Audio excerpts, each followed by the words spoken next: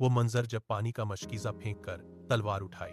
लोग कहते हैं औरतें कमजोर होती हैं, लेकिन आज मैं आपको इतिहास की उस शेरनी की दास्तां सुनाऊंगी जिसकी तलवार की चमक देखकर बड़े बड़े योद्धा रास्ता बदल लेते थे। कल्पना कीजिए, एक तरफ खून बह रहा है, हाथ कट चुका है, बेटा शहीद हो चुका है, लेकिन जबान पर सिर्फ एक ही जिक्र है, मेरा नबी सलामत रहे।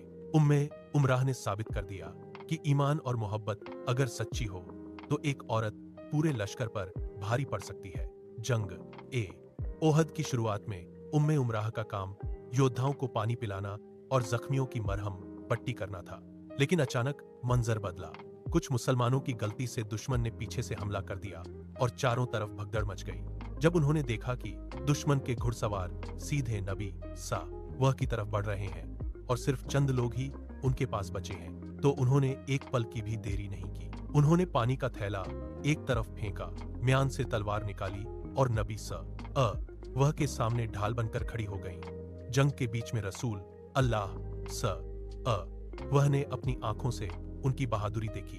नबी स वह ने बाद में खुद फरमाया था, मैं ओहद के दिन जिधर भी मुड़ता था, चाहे दाएं देखूं या बाएं, मैं सिर्फ नुसायबा उम्मे उमराह को अपनी हिफाजत के लिए तलवार चलाते हुए देखता था। एक महिला के लिए इससे बड़ी बात और क्या होगी कि कायनात के सबसे महान इंसान उनकी बहादुरी की गवाही दे रहे थे।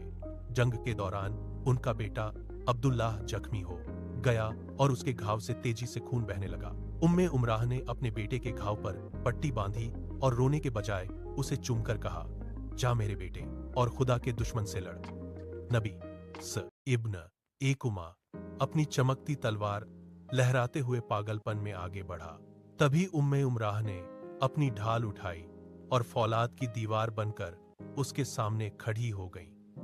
तलवार उनके कंधे पर जोर से लगी, मांस चीरते हुए गहरा घाव हुआ और खून की धारा बहने लगी। लेकिन उम्मे उमराह ने बस घाव को दबाया और अपनी जगह से 1 इंच भी नहीं हिली। नबी ने यह अटूट साहस देखा और मुस्कुराकर बोले, ऐ उम्मे उमराह, तुम में अद्भुत साहस है। पूरा 1 साल बीत गया, उस गहरे घाव से खून रिसता रहा, दर्द की लहरें उठती रहीं, पर उम्मे उमराह के चेहरे पर कभी शिकन की एक लकीर तक नहीं दिखी।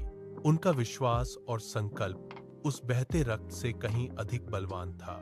वे बस सही समय का इंतजार कर रही थीं। सालों बाद फिर युद्ध का बिगुल बजा।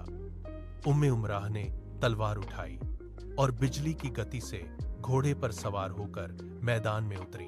दुश्मन की तलवारों ने उनके शरीर पर 12 जगह वार किए, यहां तक कि उनका एक हाथ कटकर शरीर से अलग हो गया। लहूलुहान और क्षत विक्षत होने के बावजूद वह पीछे नहीं हटी। जब तक दुश्मन जमीन पर गिरकर ढेर नहीं हो गया, उम्मे उमराह की तलवार नहीं रुकी।